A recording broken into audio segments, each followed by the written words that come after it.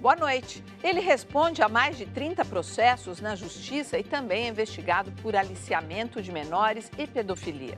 Com esse currículo, dá para imaginar uma pessoa pagando suas contas com a justiça?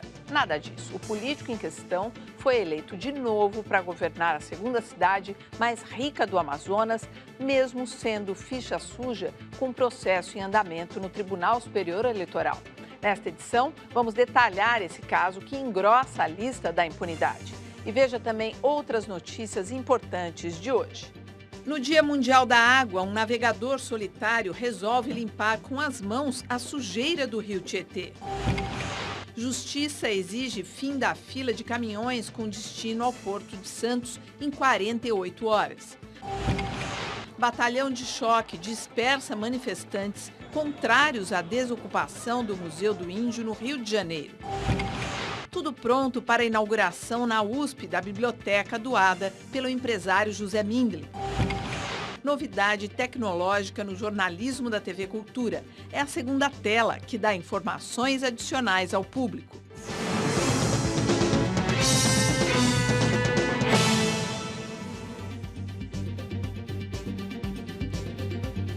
Participam desta edição o filósofo Luiz Felipe Pondé e o cientista político Carlos Novaes. Justiça dá 48 horas para o fim da fila de caminhões no acesso ao Porto de Santos. Uma fila que parece não ter fim. A cena acontece na rodovia Pedro Domênico Rangoni, no litoral paulista. Milhares de caminhões ocupam a estrada à espera de uma vaga para desembarcar no Porto de Santos. Seu Wilson passou a madrugada na fila e, ao meio-dia, ainda estava a mais de 3 quilômetros da entrada do porto. Nós não tem banheiro, nós não tem uma água para beber, não tem uma comida para comer. Seu José transporta soja do Mato Grosso até Santos há pelo menos 20 anos e não se conforma com a demora para descarregar o produto. Se eu tivesse já descarregado, já estaria seguindo viagem novamente para trazer outra viagem de soja. Sem paciência, alguns caminhoneiros cortam a fila e deixam os colegas irritados. Lá na frente entra na nossa frente aí, nós fica aí parado que nem abeia, que nem tonto aí. Neste ano, o Brasil produzirá 26% a mais de soja do que no ano passado. Com isso, o país se tornará o maior produtor mundial do grão. E o que era para ser comemorado, virou uma grande dor de cabeça. A prefeita do Guarujá alega que o trânsito de caminhões está prejudicando a rotina da cidade, já que a rodovia é o principal acesso à região. Hoje, se eu tenho falta de merenda chegando na escola, é porque os caminhões da merenda estão ficando presos. Eu estou tendo já falta de abastecimento em alguns supermercados. Estou tendo problema em relação ao comércio local que não consegue receber mercadorias. Eu não posso atuar dentro da área do porto, então acionei a autoridade que atua na área do porto. Mesmo batendo recorde de produção, a demora na entrega do produto faz o país perder dinheiro. Uma empresa da China, maior cliente da soja brasileira, cancelou a compra de quase 2 milhões de toneladas do grão por causa dos atrasos no embarque no Porto de Santos. Mas o caminho para o litoral é longo. Pouco mais de 50% da produção nacional vem da região centro-oeste. Este grupo de caminhoneiros percorre cerca de 2.500 quilômetros para trazer a soja de Terra Nova do Norte, em Mato Grosso. Além da distância, as condições das estradas dificultam a vida do motorista. No Brasil, 53% dos grãos são escoados pelas rodovias, 36% por ferrovias e 11% por hidrovias. Nos Estados Unidos, agora o segundo maior produtor mundial, só 5% da produção é transportada por estradas, 35% vem de trem e 60% por hidrovias. As facilidades tornam o transporte da soja americana mais barato. O preço médio do frete para 1 tonelada do grão sai a $20. No Brasil, a logística custa muito mais, em torno de $98 por tonelada. Para o presidente da Associação Brasileira da Indústria de Óleos Vegetais, se não houver investimentos nos sistemas de transporte, o país pode perder competitividade no cenário internacional. Quem paga essa conta é o produtor, o único herói nessa história. O Brasil tem que investir urgentemente em infraestrutura, de logística, em todos os seus modais. O Brasil mudou, o Brasil cresceu e a infraestrutura tem que crescer junto. A Santos Brasil, empresa que administra o terminal de contêineres do Porto de Santos, contestou a decisão da Justiça e informou que vai recorrer da liminar que prevê a multa de R$50 mil por caminhão parado na estrada. Em nota, o Conselho de Autoridade Portuária informou que a partir de domingo vai realizar uma operação em parceria com a Polícia Rodoviária Federal para organizar o fluxo de caminhões no acesso ao Porto de Santos. Até porque é difícil, né, por determinação assim, falar assim, acaba com tudo isso. Não tem para onde ir. E é uma questão física. E o mais difícil também é que eles não sabiam, né, que ia ter a produção de soja, né? Eles não sabiam assim que tinha contratos no exterior, né? Ali o entrevistado foi muito enfático de dizer que quem paga a conta é o produtor. Está enganado. Agora, mesmo se... Isso aí é lobby. Ele não é o produtor que paga a conta, não. Quem paga a conta é o povo brasileiro. Quem paga a conta é o cidadão brasileiro que paga essa conta e muitas outras que têm pago. Né? Aliás, os grandes produtores de soja têm passivos ambientais severíssimos a pagar. Né? Então, não vamos isentá-los, não, nem disso aí. Por quê? Porque como não há silo, como eles não investem em silo, eles acabam usando os próprios caminhões como lugar para guardar soja. Bota na estrada e manda guardar na estrada.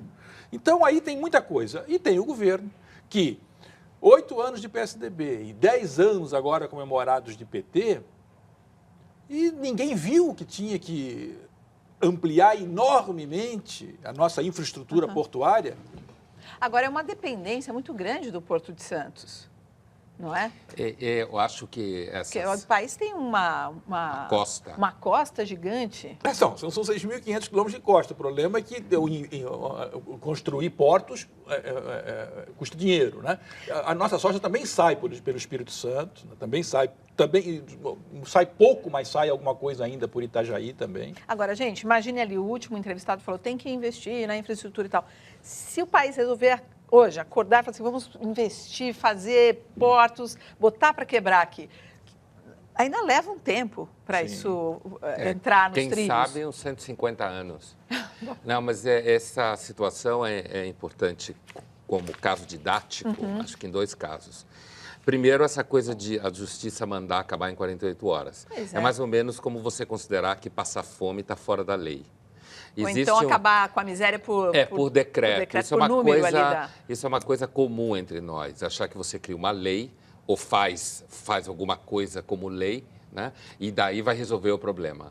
E a outra coisa é um caso didático para o telespectador entender quando se fala que falta infraestrutura, é isso. É isso que significa falta de infraestrutura. Isso é uma coisa que já vem de séculos. Você falta infraestrutura, o que é isso? É isso aí. Você tem o que vender, mas não tem como escoar. Não tem como entregar. Força-tarefa, não é nada disso. Hoje se comemora o Dia Mundial da Água. O Brasil tem a maior bacia hidrográfica do mundo, mas falta água potável para mais de 40 milhões de pessoas. Ao vivo, a repórter Luísa Moraes tem mais informações. Boa noite, Luísa. É a mesma coisa. Boa noite, Poli. O Brasil é uma fonte quase inesgotável de água. Temos a Amazônia, o Pantanal, o aquífero Guarani. Mas todo esse potencial não adianta muito se não cuidarmos das nossas reservas. Veja a reportagem.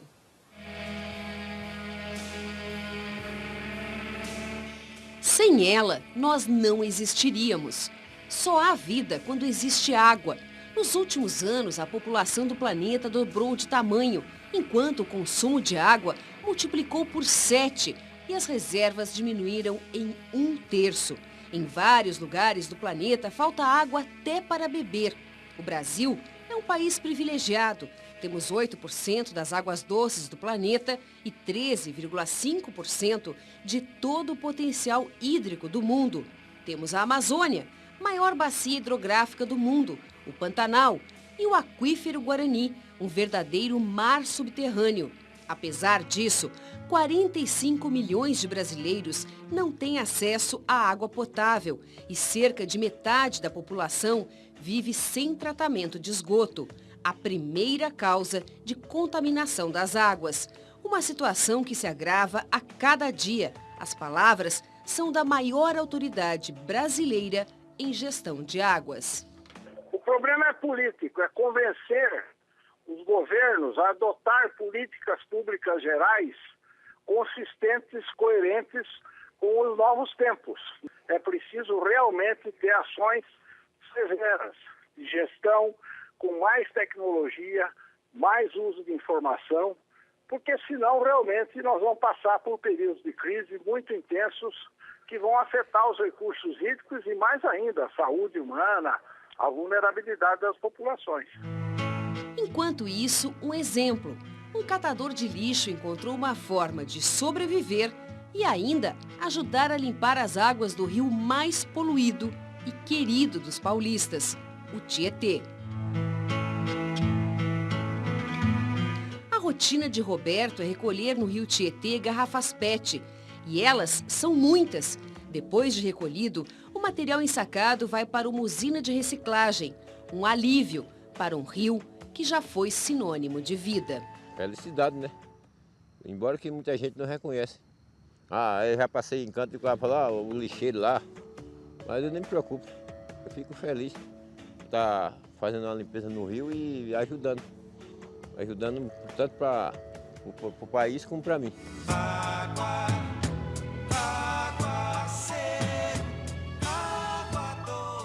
Eu converso agora com o professor Alexandre Delijaikov, da Faculdade de Arquitetura e Urbanismo da USP, que também trabalha na gestão de águas. Boa noite.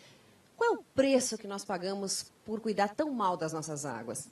O preço é fazer com que nossos rios, os rios das cidades brasileiras, se tornem canais de esgoto a céu aberto, poluídos, que contaminam e geram problemas graves de saúde pública, que lotam os hospitais das cidades brasileiras. Isso sem falar na questão das enchentes e em vários outros problemas. Agora, como estancar esse problema? Ainda há tempo? Sim, há tempo.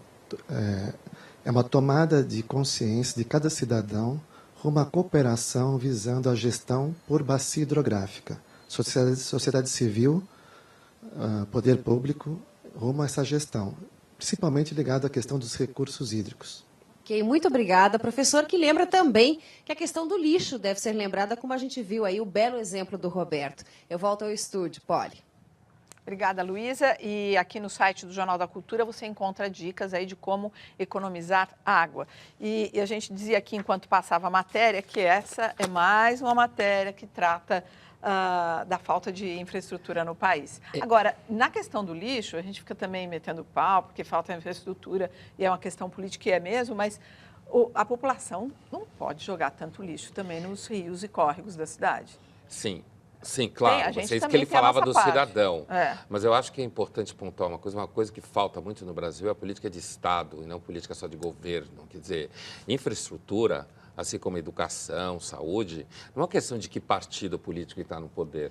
É uma questão de Estado. Essas questões de fundo, como infraestrutura, pouco importa quem está no poder. E aqui, entre nós, existe essa mania de achar que isso é uma questão de partido político. E eu acho que isso é uma das doenças dessa gestão toda aí. Tem um comentário aqui, ó, somos mesmo uns incompetentes. Não construímos nada, devemos todos voltar para o lugar de onde viemos ou de onde nossos pais e avós vieram. E assim o Brasil pode ser redescoberto por alguém mais a fim de construir um país. Olha, eu discordo fortemente desse tipo de abordagem. Desse tipo de comentário. Por quê? Porque é um comentário que leva a uma distribuição indevida das responsabilidades. É como se nós diluíssemos as responsabilidades um pouquinho para cada cidadão brasileiro e aí, como nós somos, na opinião dele, todos incompetentes ou vagabundos, ou seja não, o que for. Incompetentes de trocar, promover a troca de quem governa o país. Aí o problema fica não só insolúvel, como a responsabilidade é de todo mundo. Não é nada disso. Quer dizer, nós temos um problema sério de gestão pública no Brasil, que nos últimos 20 anos vem se tentando consertar, melhorar um pouco e tal, mas o fato é o seguinte, o problema da água no Brasil é um problema não só do abastecimento da água, é um problema de energia elétrica. Por que os reservatórios, estamos vendo aí, estão abaixo do esperado? Nossa matriz elétrica é basicamente hidrelétrica.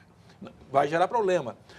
Que no mundo inteiro tem gente que não tem água potável. No Brasil, cerca de 8% da população, sequer a água não potável tem acesso. Nós estamos vendo as matérias sobre a seca. O que é a seca, se não a má gestão da água? Porque o problema da seca, todo mundo sabe que existe. Ele sempre existiu. Então, a questão não é como é que você acaba com a seca.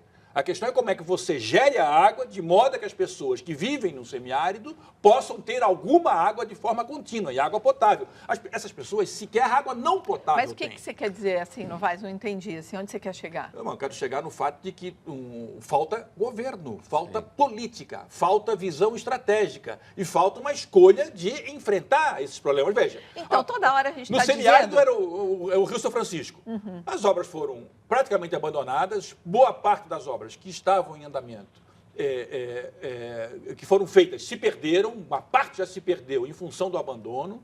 Não é? Era um projeto para terminar em 2012, passou para 2014, passou para 2016 e ninguém se escandaliza. Então, agora, só uma coisa que eu queria perguntar, aproveitando. Desde que a gente começou o jornal aqui, a gente está dizendo que é uma questão política, que é uma questão política, é uma questão política. Então, faço uma pergunta que eu fiz ontem aqui, a gente avançou pouco porque o tempo era curto e tudo. Do ponto de vista político, já que a gente tem lá pessoas que deveriam nos representar e cuidar dos nossos interesses, essa falta de representatividade, quando a gente vê aí, quando você falou 8 anos, depois mais 10 anos e tal, quer dizer, a gente não tem gente que está nos representando, cuidando dos nossos interesses. Isso poderia, de alguma maneira, ameaçar o nosso Estado democrático, na medida que você fala, bom, essa gente não me representa, não cuida da gente, então precisamos mudar alguma coisa aqui. Olha, crises de representação, para valer, crises sérias de representação, elas costumam oferecer 2 alternativas. Ou o fim da democracia, ou o aprimoramento dela. Não é? Ou seja, ou há lugar para saídas autoritárias, então a população insatisfeita, ela acaba aceitando medidas e lideranças fortíssimas, autoritárias, que substituem a representação democrática ineficaz por uma suposta competência administrativa.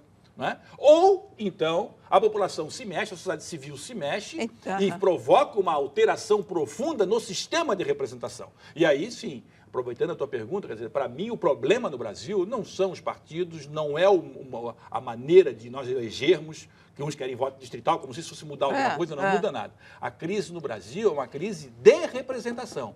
E é uma crise de como é que o sistema político se autorreproduz. Então, mas quando a gente estava comentando daquele outro comentário aqui, tem um repique aqui de uma outra pessoa falando que na democracia a maioria decide quem governa. Nós somos todos, sim, corresponsáveis pelo que está aí, diz ele aqui. Não, sem dúvida. Do ponto de vista eleitoral, claro que sim.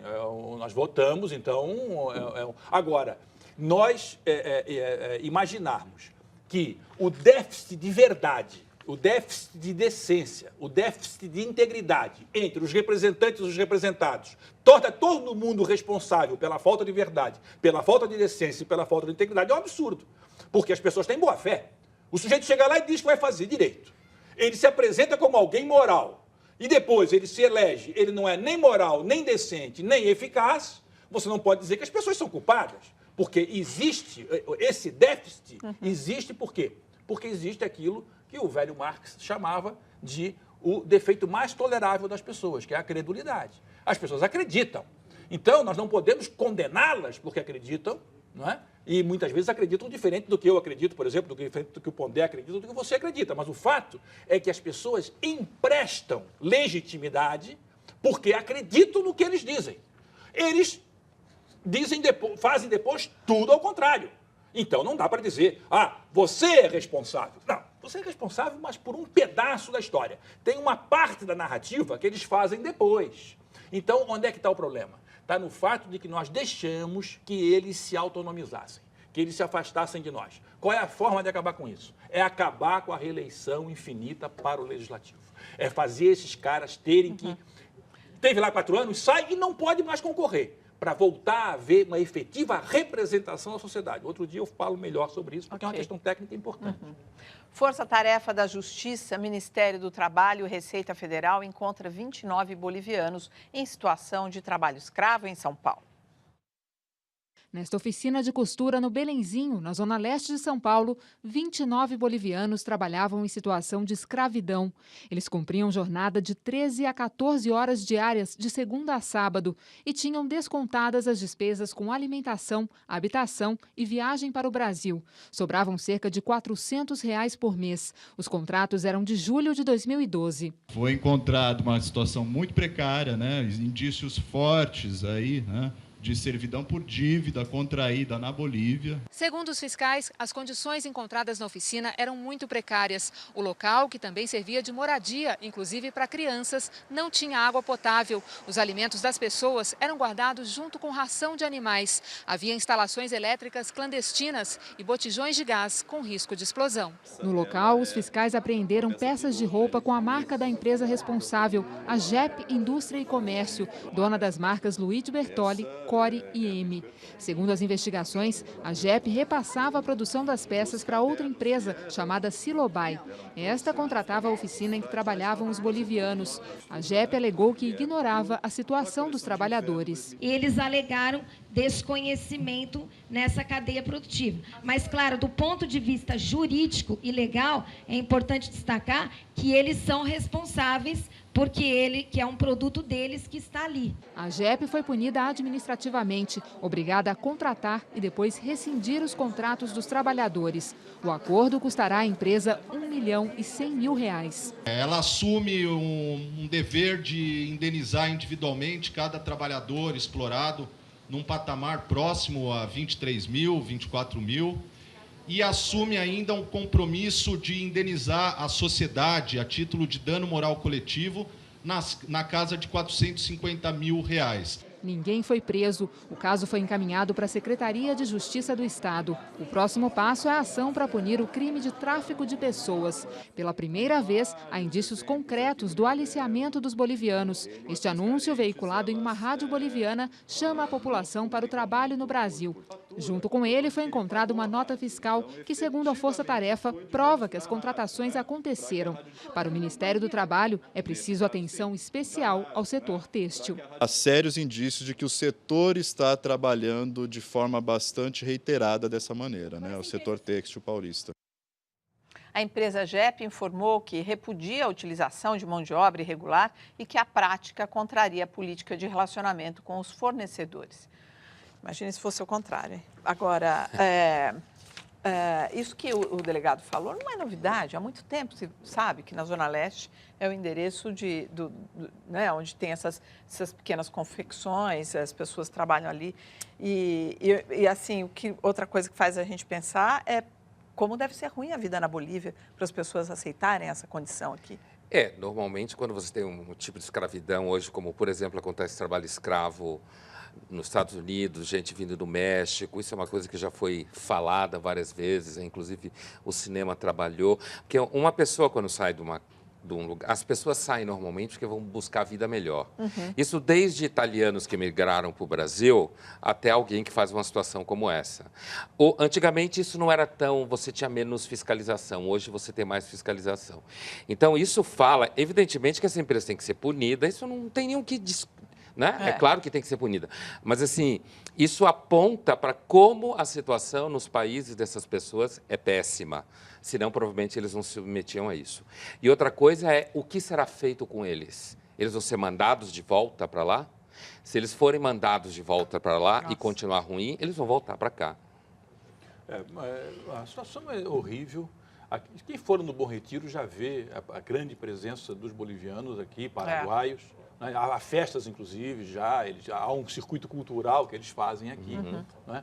E se nós pensarmos na migração interna brasileira, no passado, há 30, 40 anos, quando os nordestinos vieram construir São Paulo, 50 anos, as condições eram horríveis também. Porque, como disse o Pondé, a legislação não era o que é hoje e a fiscalização, principalmente, não era o que é hoje.